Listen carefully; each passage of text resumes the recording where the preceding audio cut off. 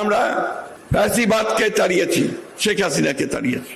আমরা এখন অপেক্ষা করছি আমাদের জনগণের যে আশা আকাঙ্ক্ষা, আমাদের দলের প্রতিষ্ঠাতা শহীদ প্রেসিডেন্ট জওয়ানের যে স্বপ্ন, যে আধুনিক সমৃদ্ধ বাংলাদেশ রূপান্তরিত করবার।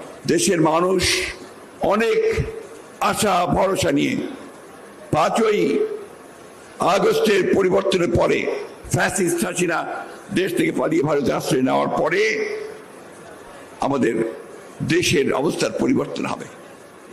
অতি দ্রুত দেশে জনগণের ভোটাধিকার ফিরিয়ে দেওয়া হবে এবং জনগণ তাদের ভোটাধিকার প্রয়োগ করতে পারবেন।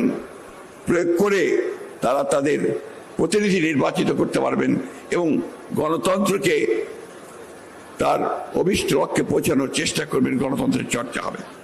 কিন্তু আমরা দুঃখের সঙ্গে দেখছি এখনো যে এখন পর্যন্ত সেই লক্ষ্যে আমরা সুস্পষ্ট কোন নির্দেশনা পাচ্ছি না।